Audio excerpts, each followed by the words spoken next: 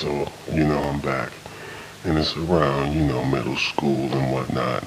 But, I can't tell the exact story in sequential order due to the fact that there's things I may skip over and other things that jog my memory. But one thing that, it triggered a memory about back when the first time that I saw, one of my uncles, matter of fact, the larger of the three, the youngest one, the first time that I saw him with an erection, and it was under the circumstance that he was having sex with his girlfriend at the time, and it was they barely had any privacy, so there was a setup to where you can peek through the crack of the door or the doorknob, the keyhole rather, and whatnot. And I remember when I first peeked in and realized what was happening, he was on top of her, and I noticed that he was moving really slow. And I've seen movies and magazines, and how I knew the mechanics of sex, so I knew the speed that it was supposed to be performed at, or what I thought. But I remember he was going really slow, and then he would stop, and he would get up, and he would walk around the entire perimeter of the bed, back and forth. And I remember I always would see him, through his underwear, or naked, soft with a softie, taking a piss or a shower or anything. And it was easy to recognize that he was extremely huge. But when I remember when he was having sex and when he pulled out and was walking around, how thick and long his penis was. But the part that was kind of telling to me was that his penis didn't stick outwards. It was more or less too much meat where it was heavy, and so when it was erect, it hung down due to the weight. It couldn't support itself. So he was well past mid thigh, easily.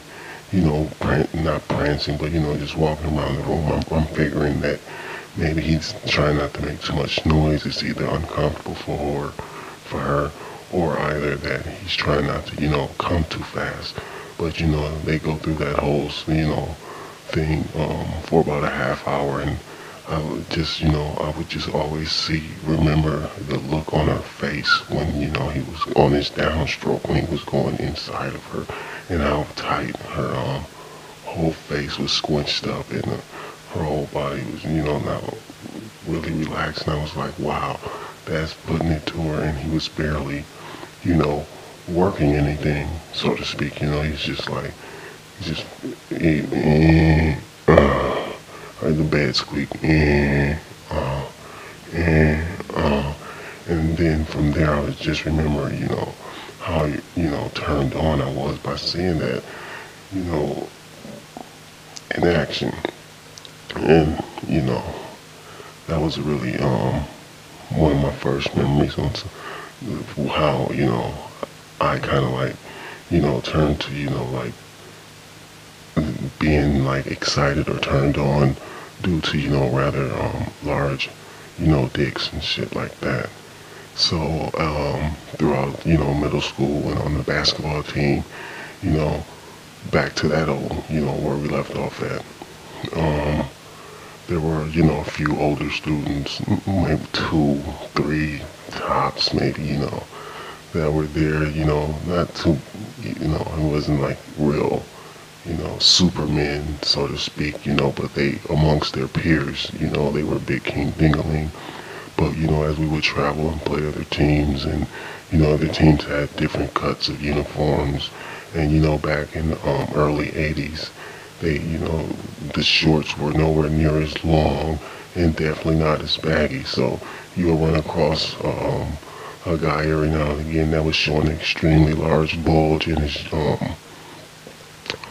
basketball uniform, And there's just one kid I remember in particular that we were playing against, and it was so interesting because he was a really big player, and we always was fouling him because he was so big in the post, and he was always at the free throw line. So naturally, he was the guy that had the big ass dick.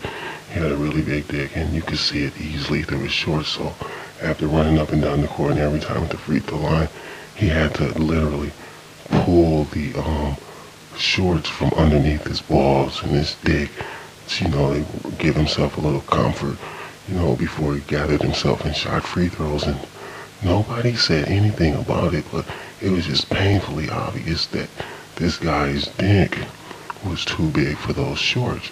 And it was not a erect penis or anything, but it was just like the way they fit, and that the way his junk was gathered up in there, that whenever he got a free moment, he would pull himself, pull his shorts loose and get what little relief he could.